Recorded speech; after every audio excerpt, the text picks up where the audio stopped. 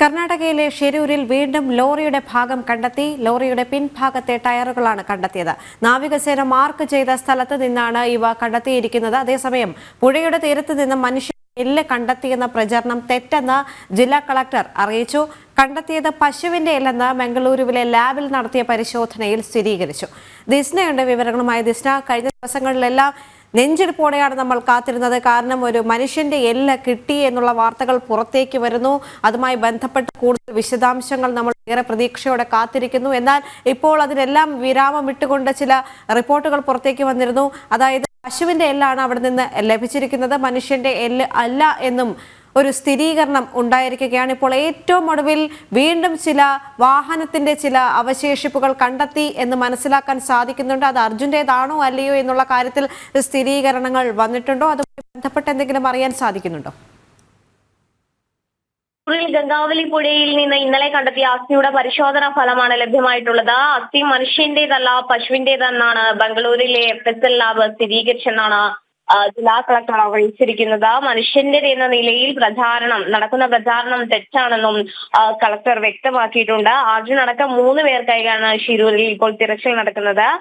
ഇന്നലെ വൈകുന്നേരത്തോടു കൂടിയാണ് അസ്ഥി കണ്ടെത്തിയത്. മനുഷ്യന്റെ അസ്ഥിയാണെന്ന് സംശയമുയർന്നെങ്കിലും ഇപ്പോൾ ഈ ലാബിലെ പരിശോധനയിലാണ് ഇത് മനുഷ്യന്റെ അസ്ഥി അല്ലെന്ന സ്ഥിരീകരണം ഉണ്ടായിരിക്കുന്നത്.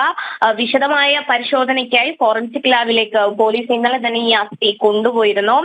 മാത്രമല്ല, ലോറിയുടെ പല ഭാഗങ്ങളാണ് ഈ തിരച്ചിലിന്റെ ആദ്യഘട്ടം മുതൽ തന്നെ ലഭ്യമായിട്ടുള്ളത്. തുടർന്ന് ഇപ്പോൾ അവസാനമായി ലഭ്യമായത് അക്വേഷ്യ മരത്തടികൾ, കയറുകൾ തുടങ്ങിയവയാണ്. ഈ അക്വേഷ്യ മരത്തടികളും കയറും അർജുന്റേതാണ് എന്നൊരു സ്ഥിരീകരണം വന്നിട്ടുണ്ട്. എന്നാൽ ഈ കയർ അതായത് ഈ ലോറിയുടേതല്ല, അതായത് അർജുന്റെ ലോറിയുടെ ടയർ അല്ല എന്ന് തന്നെയാണ് ഈ വാഹന ഉടമകൾ വ്യക്തമാക്കിയിട്ടുള്ളത്. മാത്രമല്ല, കയറ് അർജുന്റേതാണെന്നൊരു സ്ഥിരീകരണം ലഭിച്ചിട്ടുണ്ട്. എന്നാൽ ഇത്തരത്തിൽ ഈ ടയർ തങ്ങളുടെ ലോറിയുടേതല്ല എന്നത് തന്നെയാണ് ഈ RC ഓണറും ഒക്കെ തന്നെയും ഇപ്പോൾ നിലവിൽ വ്യക്തമാക്കിയിട്ടുള്ളത്. എന്തായാലും തിരച്ചിൽ നടക്കുകയാണ്, നിർണായക ഘട്ടത്തിലേക്ക് എത്തിയിട്ടുണ്ട് എന്ന് തന്നെ നമുക്ക് അറിയാൻ സാധിക്കുന്നു.